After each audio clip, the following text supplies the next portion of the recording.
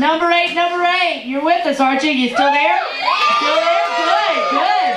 Also, number 8, Andrew Ryder.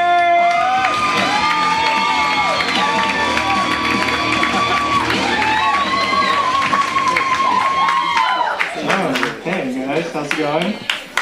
My name is Andrew Ryder. Like a lot of you, I had dreams as a child. I really wanted to become the Incredible Hulk, and this dream just lasted and lasted. Like I got to high school and the guidance counselor was like, "What do you want to be when you grow up?" And I was like, "I want to become the Incredible Hulk." And he was like, "We're gonna put you down for chemistry." I got to college and I found 2 very important facts. One, the Incredible Hulk is in fact a fictional character, and 2, the Incredible Hulk is a nuclear physicist, not a chemist, Mr. Guidance Counselor. So, wrong career path. And, but I was like, well, if I can't be a superhero, maybe I could be a supervisor. But then,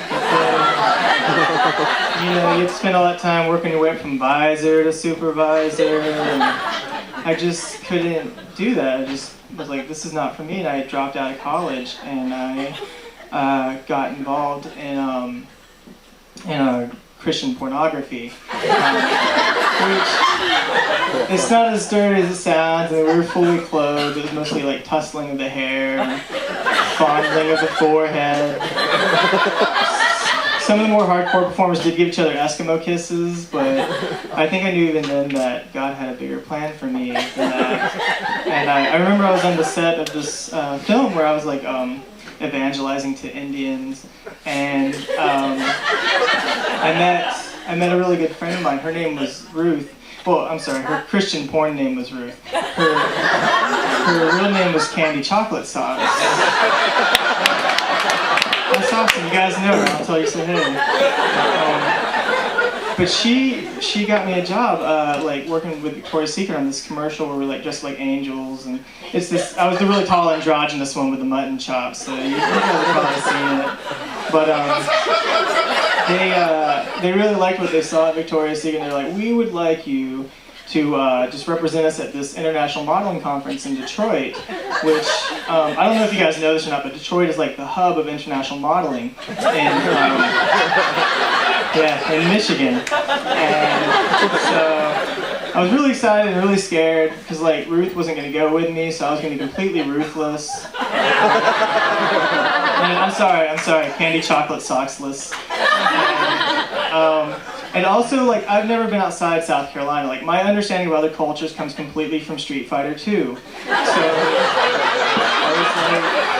was like, are the Brazilians going to have electricity running through their veins? Am I going to have to fight a Japanese person? I don't know what's going to happen. But Wikipedia really helped me out in understanding some of my stereotypes. And but I was still a little nervous about Detroit. I was like, I've never been there, so I wanted to do some research. But all the travel guides were sold out, so I just rented some movies set in Detroit, like 8 Miles and RoboCop. And I'm not, stupid. I understand there's not like a rap battle happening on every street corner, but I was a little bit surprised not to see RoboCop himself patrolling the city. But it was really cool because like I met some agents at this conference, and they're like, "We have a movie we think you should try out for the part." But it's weird because, like, in high school, I was in the high school's Shy Club. Yeah. And it was actually like a class for kids who had like speech impediments and just a hard time talking to people. And I remember like the only rule about Shy Club is you do not talk about Shy Club. You just write about it in your journal or diary, or in my case, a Huckleberry Finn the movie Trapper Keeper, which will really help your popularity, let me tell you. I remember one time there was actually a shy-off in class. Like, this guy and this girl were really into one another, but neither could confess it, and they just stared at each other intensely for like a good 6 months. It was crazy. But still, I was like, all right, I'd like to look at the script, and they gave it to me. It's like your typical Odd Couple type film where like, I'm a New York stockbroker, and she's a half woman, half horse who pulls a carriage to New York City. And I'm really good at my job, but she's really bad because the bottom half of her is human and the top half is horse. Yeah, and I'm living in an apartment, and she's living in a stable. And I'm always leaving that toilet seat up. But there's it's like I've done some acting before, so I wasn't totally sure. It's like I've done voice acting though. Like I was actually raised by a family of squirrels, and they got me a job at a Christian toy factory, and my hands were way too big to work with some of the toys, but they were like, you can do the voices for like the pull the string action figures, and yeah. They had, I got to do the voice of the Apostle Peter. Like I got to do like 4 lines, which was really neat. Like the first line was, I don't know who that Jesus guy is. And then the second line was like, who's being crucified today? No, I don't know him.